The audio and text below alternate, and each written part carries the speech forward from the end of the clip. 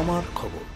চুরির অভিযোগের তদন্তে বড় সাফল্য পেল বীরভূম জেলা পুলিশ। চুরি হওয়া সোনার গহনা, রূপোর গহনা এবং পিতল কাঁসার বিভিন্ন সামগ্রী উদ্ধার করে বুধবার বোলপুরে সাংবাদিক সম্মেলন করলেন বোলপুরের অতিরিক্ত পুলিশ সুপার রানা মুখোপাধ্যায়।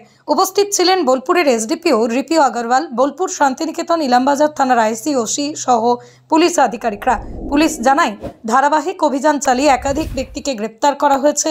তদন্তে বিভিন্ন সূত্র ধরে চোরাই মাল উদ্ধার করা সম্ভব হয়। এই ঘটনার প্রায় 70% চুরি হওয়া মালপত্র রিকভার করতে সক্ষম হয়েছে পুলিশ।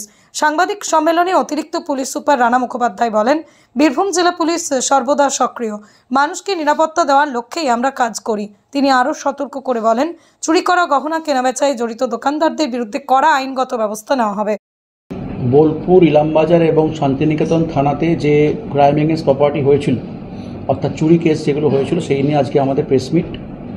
সাংবাদিক বন্ধুদের মাধ্যমে আমরা এই খবর সবাইকে পৌঁছতে চাই যে আমাদের জেলা পুলিশ এবং থানার পুলিশ সবাই এই নিরন্তর প্রয়াস আমাদের মধ্যে আছে যে যাতে পাবলিক প্রপার্টি যে চুরি হচ্ছে সেগুলো খুব তাড়াতাড়ি রিকভারি হয় এবং যারা অন্যায় করছে তার শাস্তি হয়। একটা সংখ্যা আমি তুলে ধরছি আপনার সবার জন্য, সবার শোনার জন্য। সেটা হচ্ছে যে বোলপুর থানাতে গত মাসে 7খানা চুরি কেস রিপোর্ট হয়েছিল। তার মধ্যে আমাদের রিকভারি 6খানা কেসে হয়েছে এবং তখনই অ্যারেস্টও করেছি আমরা। রিকভারি আপনি দেখতে পাচ্ছেন, আর সোনার গয়না যেগুলো এখানে আছে বেশিরভাগই বোলপুর থানা কেসের মধ্যে চুরি আমরা পেয়েছি আমরা, এবং রিকভারি করে সেগুলোর যারা করেছেন তাদের ধরতে পেরেছি। শান্তিনিকেতন থানাতে গত মাসে 4টে চুরি কেস হয়েছিল, তার 2খানা রিকভারি হয়ে গেছে অলরেডি, মোবাইল ফোন এবং মোটরসাইকেল। 2খানার জন্য আমাদের তার মধ্যে কাজ চলছে।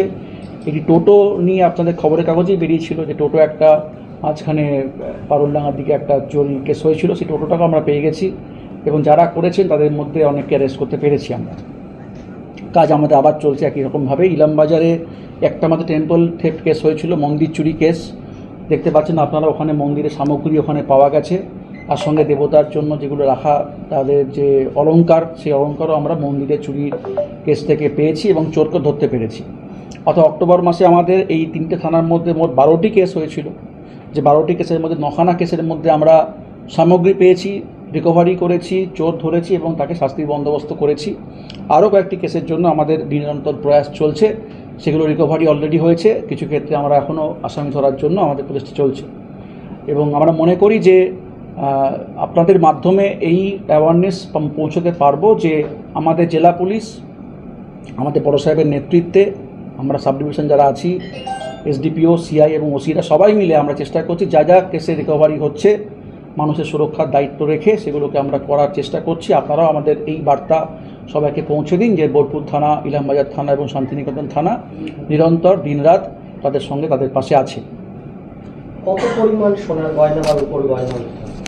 পরিমাণটা আপনারা দেখতে পাচ্ছেন এখানে, ডিটেল আমি আপনাদের দিয়ে দেবো আলাদা করে, যে বাড়িগুলো থেকে রিকভারি হয়েছে তাদের কাছ থেকে কথাবার্তা বলে আমরা এটুকু বলতে পারি যে 70% রিকভারি আমরা চুরি কেসের ক্ষেত্রে করতে পেরেছি অল অ্যালং। শুধুমাত্র একটা থানার জন্য বলছি না। যদি আমাদের 100% ধরুন চুরি কোনো রিপোর্টিং হয়, আমাদের প্রায় 80% ক্ষেত্রে আমরা রিপোর্টিংগুলোতে ধরতে পারছি, ডিটেক্ট করতে পারছি কারা করেছে না করেছে, কীভাবে হয়েছে, এবং আপ টু 70% আমরা কিন্তু মালও রিকভারি করতে পারছি। কতজন গ্রেপ্তার? আমাদের এর মধ্যে অ্যারেস্টের ফিগার যেটা আছে, প্রায় এই সমস্ত 9টা কেস মিলে অ্যারেস্ট ফিগারটা গোটা 14 জন মতো আছে এবং সেই 14 জন লোককে আমরা পাঠিয়েছি কোর্টে এবং তার অন্যান্য আইনি পদক্ষেপ নিচ্ছি যাতে তারা এই সমস্যাগুলো আর যেন ক্রিয়েট করতে না পারে। তো আমরা চাই যে এতে আমাদের সাংবাদিক বন্ধু, পুলিশ এবং একসঙ্গে পাবলিক, এই 3 জনেরই একটা প্রয়াস থাকুক যে আমরা বোলপুর, শান্তিনিকেতন, ইলামবাজারকে এই ঝামেলা থেকে মুক্ত রাখতে পারি। স্যার, যারা অ্যারেস্ট হয়েছে তারা কি এই জেলারই না বাইরের জেলাও রয়েছে? না, এই জেলা লোকালই আছে, কিন্তু তাদের কানেকশন বাইরে থাকতে পারে, বাইরের জেলাতে, কিন্তু লোকাল লোককে আমি পেয়েছি ধরার জন্য। স্যার, যারা অ্যারেস্ট হয়েছে তারা কি নেশাগ্রস্ত, না মনে হচ্ছে যে তারা চুরির সঙ্গে আমাদের নেশাগ্রস্ত হিসেবে আলাদা করে আমরা কিরকম খবর পাইনি। এখন নেশা করছে এবং চুরি করছে, দুটো একসাথে কানেক্টেড নাও হতে পারে, ফলে নেশার জন্য চুরি করছে এমনটা আমাদের বলার মতো জায়গায় আমরা নেই। সোনার চুরি যে চুরি করছে যাদেরকে কিনছে, এরকম কোনো র্যাকেটের কোনো খোঁজ পেয়েছে? এটা খুবই ভালো প্রশ্ন। আমি জায়গায় আসছিলাম, কিছু অসাধু ব্যবসায়ী এই বোলপুর শহরে এই চোরাই করা গয়না কিনে ব্যবসা চালাচ্ছেন, তাদের আমরা অ্যারেস্টও করেছি এবং একটা বার্তা, খুব কড়া বার্তা দিতে চাই, যারা এটাতে যুক্ত হচ্ছেন বা ভবিষ্যতে হবেন, আমরা কিন্তু পরবর্তীকালে আরও কঠিন পদক্ষেপ নেব। শুধুমাত্র এই যে তারা চুরি কেসেতে মালপত্র কিনছেন এবং ভাবছেন লুকিয়ে বেঁচে যাবেন, তা কিন্তু হবার নয়। পরবর্তী ক্ষেত্রে আমরা আরও কঠিন পদক্ষেপ নেব, যাতে এই ব্যবসায়ীরা যারা চুরিতে মদত দিচ্ছে, চুরি কেস কিনছে, সামগ্রী কিনছে, তারা যেন ঠিকঠাকভাবে আইনের সামনে চলে আসে এবং পাবলিকও তাদের চিনতে পারে যে কোন কোন দোকান থেকে এটা হচ্ছে। এমন ইনভলভমেন্ট কতজনের রয়েছে? আমরা এখনও অবধি একটি দোকানের খবরই পেয়েছি। আমরা তদন্তের স্বার্থে বাকিটা ডিসক্লোজ করছি না, কিন্তু আমার ধারণা, আমাদের পুলিশ টিমের ধারণা যে সংখ্যাটা একের বেশি হবে যারা এই সংস্পর্শে পড়েছেন।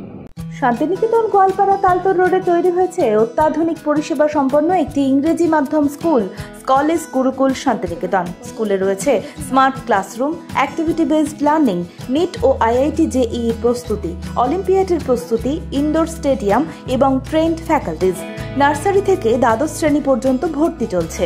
বিস্তারিত জানতে যোগাযোগ করুন 9609039000 এই নম্বরে।